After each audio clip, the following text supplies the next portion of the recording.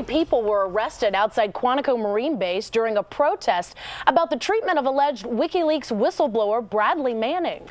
Free Bradley Manning! Manning is being held in solitary confinement, and officials admit the Army private is forced to strip naked and wear so-called suicide smock each night.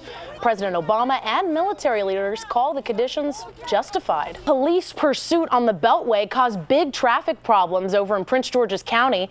The chase happened in the southbound lanes. It shut down traffic for about an hour last night, just before the Ritchie Marlboro exit. There's word that someone was hurt in that incident.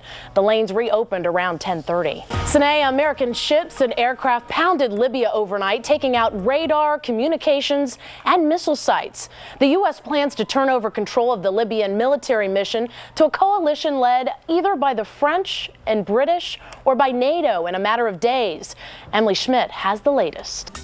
Well, he made America laugh with his funny impressions and comical character Uncle Joey on the hit show Full House. I watched it every TGIF. Now he's taking on his audience in a more personal way as he takes to the stage for his stand-up routine. Of course, I'm talking about Dave Coulier, who will be performing at the Arlington Draft House this week. How are you? I'm good. Thanks for having me here. So does anybody call you Dave? Well, my mother, when she's mad at me, calls me David. Oh. David. You know. Are you sick of people coming up to you and saying Uncle Joey? Because we know you as that. We love it. No, not at all. It just kind of comes with being on a great show, and we all still see each other. I was chatting with John Stamos last night, as a matter of fact. We all still keep in touch and hang out. And so what was said, you and John last night? Yeah. He wanted to know where I was at. Where are you? That's all the details? That was about, well, because we were chatting other people. All right, one family has captured America's hearts. You know the show on TLC, 19 Kids and Counting? Well, we have two of them. The mom and dad are here. Jim Bob and Michelle Duggar are here, minus the 19. Well, it's 20 now, isn't it, guys? 19, and then plus our granddaughter, and we're having a new grandson. I didn't know how it counted now, if you count that in it or not. You guys are a busy family. You're in D.C. this week because you have a new book. We're going to get to that in a second, but it must feel good to be kidless.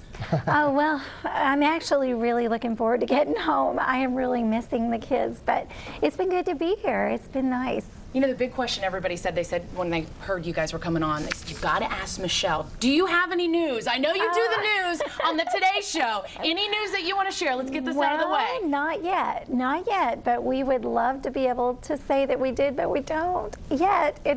Allison, I just spoke with the woman who says she was stuck inside her apartment during this fire. She says all she could do was cry and pray. And all I could then see was darkness. I truly didn't know whether I was going to live or die. Loretta Battle is wearing the only clothes she owns now. She just got out of the hospital after firefighters rescued her from her third-floor apartment in New Carrollton last night. She was holding her 1.5-year-old granddaughter. I held my grandbaby outside the window. At first I put a pillowcase over her face, and she was gasping for breath so desperately.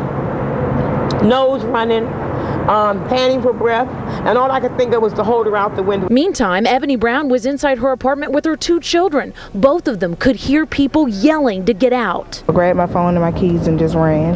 120 people lost their homes when firefighters say a heating and air conditioning system malfunctioned, causing the fire.